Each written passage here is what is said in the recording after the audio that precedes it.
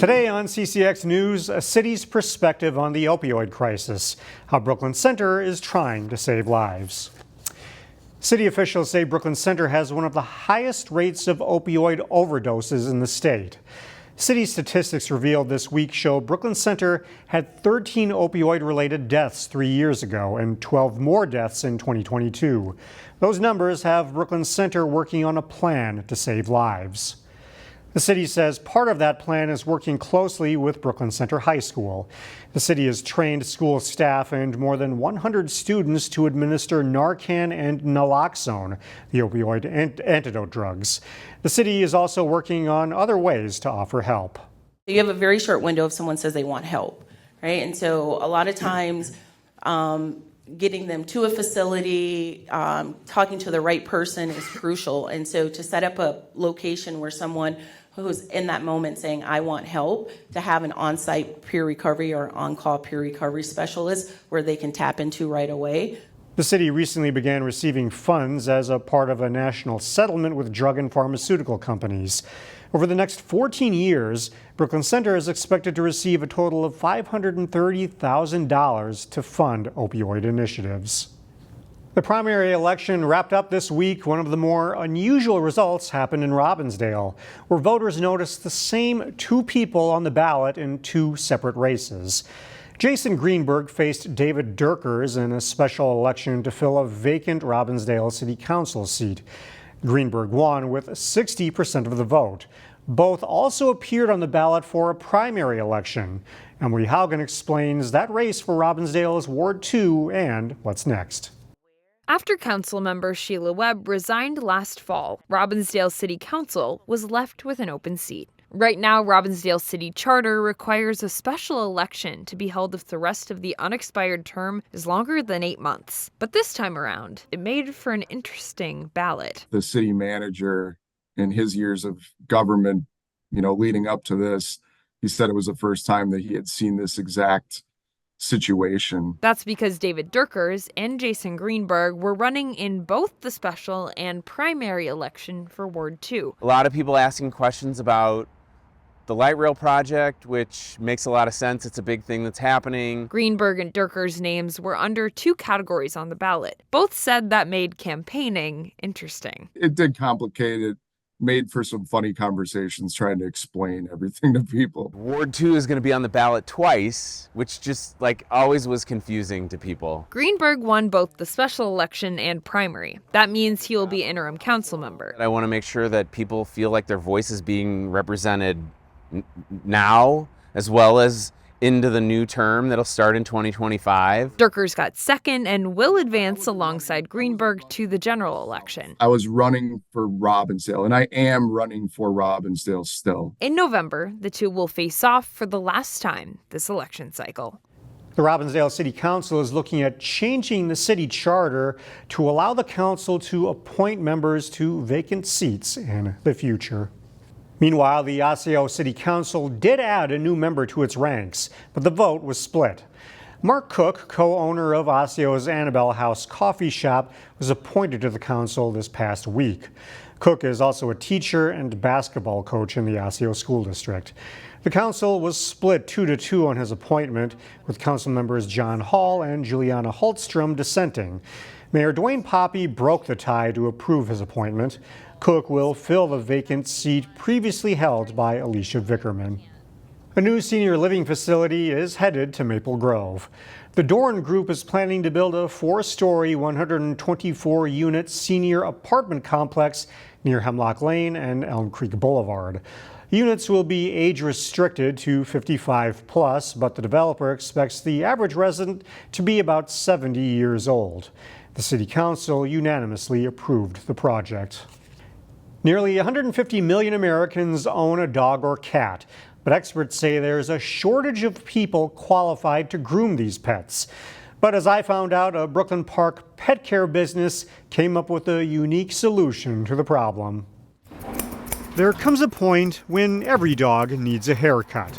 And on any given day, dozens of pet owners take their furry friends to Stone Mountain Pet Lodge to become, well, less furry. A dog about this size normally takes me like an hour and a half to 2 hours. Depends on the dog, though. Shayla Wright has been a dog groomer here for the last 2.5 years, but this wasn't the original job she applied for. I started bathing, and then after I started bathing, I was like, oh, the opportunity came up to learn how to do haircuts, and I thought, you know, why not? Wright and most of her other pet styling colleagues took advantage of a program where employees of Stone Mountain could learn how to become dog groomers within the walls of this Brooklyn Park Pet Care Center. We've probably trained at least a dozen of our staff to become professional groomers. Co-owner Maggie Larson says she launched this program because it was becoming increasingly more difficult to find groomers. There's not very many places right now where people can learn to groom a dog, learn the art of grooming a dog. Fewer schools means fewer people in the talent pipeline. So instead of looking elsewhere, she hired someone who can train current employees who have expressed an interest in the trade. Meaning that they've already gone through and become accomplished bathers.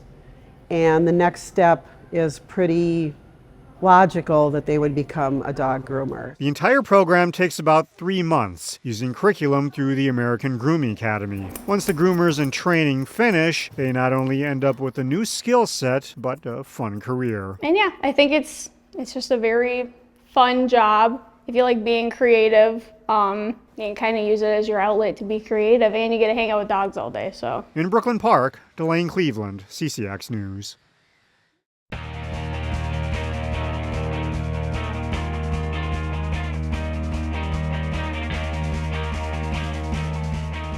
20 years ago, we started the CCX, then Channel 12, Athletic Hall of Fame as a way to honor great high school athletes and coaches from the area. 4 new inductees will be revealed on our yearly special on Labor Day weekend. Here's Jay Wilcox now with a look at one of our 2023 inductees, Kelly Pannek. She's one of the area's best ever hockey players and excelled in multiple sports. We welcome Plymouth native and 2014 Benilde St. Margaret's graduate Kelly Pannek to our CCX Sports Hall of Fame. For 2-time Olympian Pannek, the hockey bug bit early. But I was probably 4 years old. We had an unfinished basement, so I'd always be down in the basement rollerblading around, and I guess I just asked my dad to play. Yeah, I don't know if it was an instant success, but I was definitely hooked from the get-go.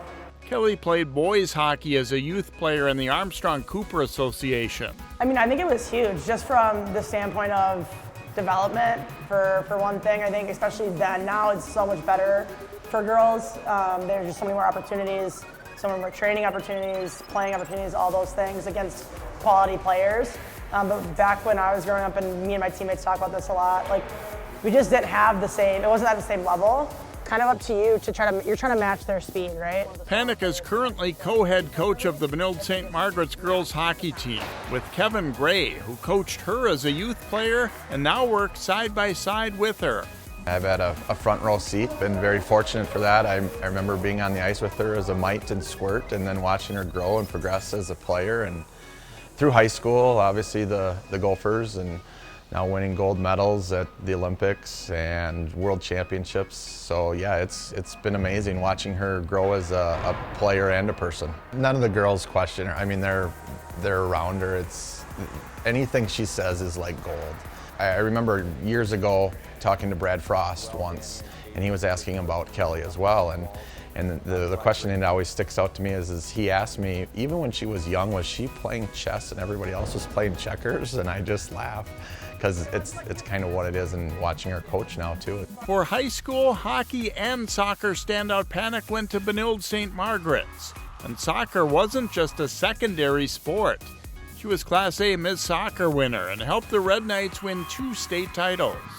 Probably through 8th or 9th grade, like I was soccer. I think high school soccer is the best season, like the best sport. Fall's the best season. It's short, it's fun, like our team had great success. Again, like in terms of my like sports career, I still put like the high school soccer experience like way up there. In hockey, Pannek and the Red Knights were Class AA runner-up in her senior season. She was a 3-time All-State pick and is the school's career scoring leader. It was a great time in her life. I can't say enough about my time at Benilde in general, like that school. Obviously I've chosen to be a part of it again. I still have like my high school best friends they still keep me humble. They're the first ones to, knock me down when they're like, you gotta calm down over there. From there, Pannek went to the University of Minnesota, helping the Gophers to back-to-back national titles in 2015 and 16. Obviously, the success we had on the ice was incredible. First 2 years started off strong with some national championships, which was, that's something that I always really wanted to do. I remember growing up, that was a big goal of mine. I want to win a national championship. In the middle of her college career, Kelly made the first of 2 U.S. Olympic teams, helping Team USA to a gold medal in 2018 and later a silver medal in 2022. I always grew up watching both the Summer and the Winter Olympics, and I don't remember as a kid ever being I want to play in the Olympics. It's insane to think I have a gold medal sitting somewhere in my house that is in a sock drawer basically. It's not even on display, it just sits there. Jay Wilcox, CCX Sports. Thanks, Jay. And a reminder again that you can watch our 2024 Hall of Fame show Labor Day weekend here on CCX starting on Saturday, August 31st.